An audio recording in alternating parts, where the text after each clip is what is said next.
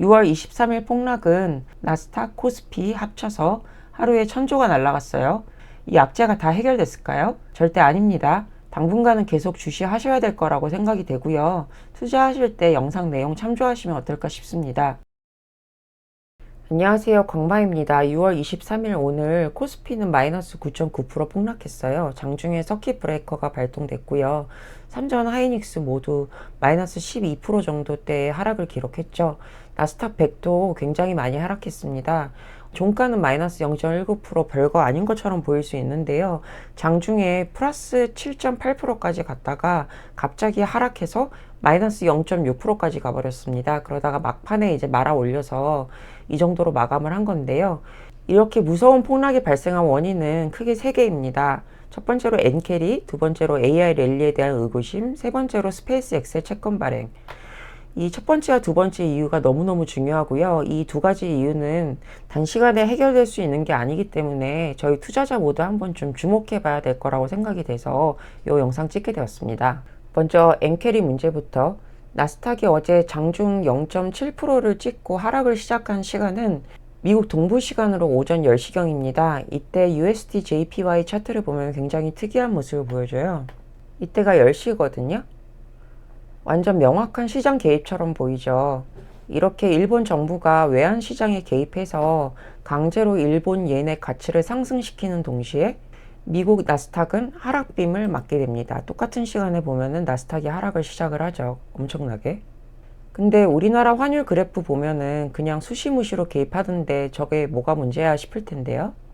첫 번째 가장 큰 이유는 엔캐리 트레이드의 강제 청산입니다. 글로벌 헤지펀드나 대형 기관들은 그동안 일본의 초저 금리를 이용해서 엔화를 싸게 빌려서, 그러니까 숏, 그 돈으로 잘 나가는 미국 나스닥 테크주나 엔비디아 같은 주식을 사는 롱, 그런 플레이를 해왔었어요. 이게를 엔캐리 트레이드라고 하죠.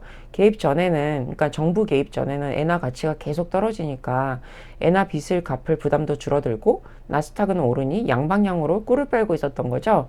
근데 어제 갑자기 개입을 했잖아요. 그러면서 엔화의 가치가 순식간에 상승을 해버렸고요.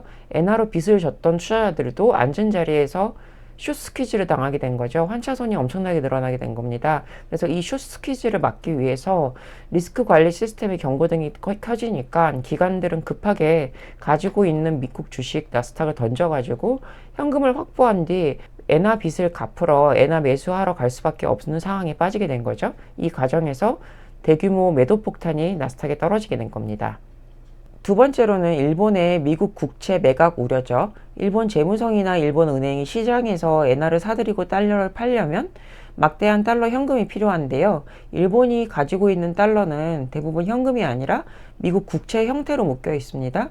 그래서 이걸 환율 방어에 하려는데 현금을 마련하려면은 당연히 미국 국채를 매각을 해야겠죠. 그러면은 국채가 시장에 풀리면은 국채 가격이 떨어질 거고요. 가격이 떨어지면은 제가 영상에서 종종 말씀드리는 것처럼 금리는 올라갈 수밖에 없습니다. 그러니까 당연히 미국의 금리 인상 압박이 오게 되는 거겠죠. 근데 이미 6월 16일에 지난주죠. 뱅크 오브 재팬에서 금리를 한번 올렸었거든요. 25빕스. 그때 충격파보다 지금이 더 큰데 왜 그런가요? 그때는 총리부터 재무성 그리고 BOJ 은행장들이 몇 달 전부터 이번 6월에는 꼭 금리 올릴 거야 라는 메시지를 시장에 굉장히 많이 줬었어요. 그래서 사실 시장에서 금리 올려도 예상됐으니까 그냥 그렇구나 하고 받아들인 거죠. 근데 일본 정부의 외환시장 개입은 너무 갑작스러웠습니다. 사실 이번에도 시그널은 있었어요. 바로 전날, 개입하기 바로 전날 재무성의 카타야마가 우리 시장 개입할 수도 있어 라고 하는 얘기를 베센트한테 통화 중에 했었거든요. 근데 진짜 이렇게 무식하고 우악스럽게 다음날 할 줄은 아무도 모른 거죠. 이날 제일 많이 하락에 영향을 준 종목은 구글이랑 아마존 같은 하이퍼스케일러들입니다. 얘네들은 개별 종목별로 악재는 있었는데 뭐 그렇게 큰 건 아니었거든요. 근데 이런 하이퍼스케일러들이 엔캐리 지정석이었었습니다. 그래서 얘들이 가장 많이 하락을 한 게 된 거고, 그래서 나스닥 100 지수가 하락을 엄청나게 하게 된 겁니다. 두 번째, AI 랠리에 대한 의구심. 어떻게 보면은 이게 굉장히 크겠죠. 그리고 또 저희 한국 코스피에 가장 큰 영향을 끼치는 부분이고요. 이 의구심의 시작은 6월 4일에 있었던 브로드컴의 실적 발표입니다. 6월 4일에 보면 브로드컴 엄청나게 주가 떨어지거든요. 6월 5일이죠. 그리고 브로드컴 주가 떨어지면서 마이크론도 같이 마이너스 13.25% 하락을 하게 됩니다. 이 브로드컴 실적 발표에서 실적은 너무 좋았는데 가이던스가 기대 이하였던 거죠. 브로드컴은 어떤 AI 인프라 생태계에서 일종의 탄광 속의 카나리아처럼 여겨집니다. 얘네가 가이던스가 좋으면은 하이퍼스케일러들, 빅테크들의 AI 투자가 계속 늘 거라고 여겨지는 그런 측면이 있습니다. 그래서 마이크론하고 브로드컴은 사실상 연결이 돼 있는 그런 기업들은 아닌데, 브로드컴이 가이던스가 충격적으로 안 좋으면은 AI 반도체 랠리가 끝났나? 라는 의구심이 드는 거고, 그것 때문에 빅테크 AI 지출의 풍향계가 결정이 돼버리는 겁니다. 그러면은 이제 반도체도 좀 덜 팔리겠네. HBM이나 D램 같은 거. 그래서 마이크론도 같이 떨어지게 되는 거죠. 그래서 이런 큰 하락이 있었던 거고요. 근데 이제 문제는 마이크론의 실적 발표입니다. 미국 동부 시간으로 6월 24일 장 마감 직후인데요. 한국 시간으로는 6월 25일 새벽 5시에서 6시쯤 될 거예요. 물론 당연히 실적은 되게 좋게 나올 겁니다. 막 완판 행진, 역대 최대 실적 그럴 거예요. 근데 중요한 건 앞으로의 가이던스겠죠. 우리나라 기업들 같은 경우 실적 발표할 때 가이던스는 뭐 뉴스에서도 잘 주목하지도 않고 그냥 형식적으로 내년에도 좋을 것 같습니다. 그냥 그러고 마는 경우가 많지 시리어스하게 다루진 않거든요. 나스닥은 가이던스를 굉장히 중요하게 다룹니다. 그래서 만약에 브로드컴 같은 가이던스가 발표된다면 마이크론 주가가 또 엄청나게 떨어질 수가 있겠죠. 이런 리스크를 방어하기 위해서 시장이 굉장히 소극적으로 마이크론 주식을 매도하고 있는 것처럼 지금 움직임을 보여주고 있습니다. 세 번째로는 앞에 거에 비하면 큰 영향은 아니지만 이것도 이유 중에 하나죠. 스페이스X 주가가 대폭락을 했습니다. 상장한 지 며칠 됐으니까 떨어질 만도 한데 하루 낙폭이 마이너스 16%가 넘는다? 이건 너무 크게 하락했죠. 뭐 사실 얘네는 아직 나스닥 100 지수에 포함되진 않았어요. 나스닥 100 지수는 상장한다고 바로 등재되는 게 아니라 여러 가지 절차를 거친 이후에 포함되게 되거든요. 그래서 스페이스X는 아마 7월 초에 나스닥 100에 등재될 겁니다. 근데 너무 주목받는 대장주이다 보니까 얘네의 폭락이 나스닥 전체의 투자 심리 위축에 큰 영향을 준 거죠. 이날 두 가지를 발표를 했습니다. 첫 번째는 채권 발행하겠다.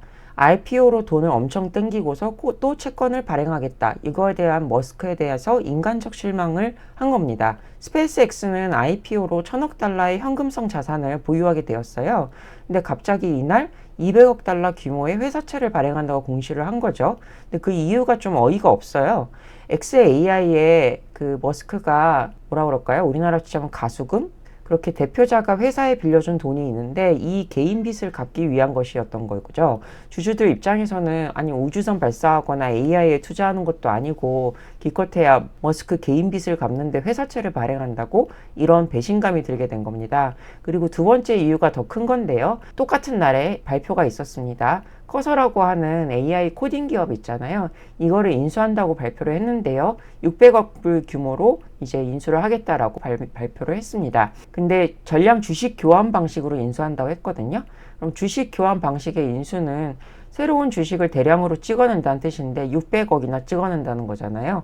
IPO 규모가 얼만데 600억이나 새로 또 찍어? 그러니까 일반 주주들이 가진 주식의 가치가 엄청나게 희석돼 버리는 거죠. 이것 때문에 낙폭이 엄청나게 크게 돼버린 겁니다. 결론을 말씀을 드릴게요. 코스닥이나 나스닥이나 코스피나 6월 24일 한국 시간으로 25일 새벽이죠. 마이크론 실적 발표가 굉장히 중요할 겁니다. 뭐 우리나라에선 사실 실적만 주목하지 가이던스는 뭐 사실 회장님 심기 거스르지 않게 우리 비즈니스 영업 무궁 번영하리라 이런 식으로 적는 경우가 꽤 많은 것 같은데요.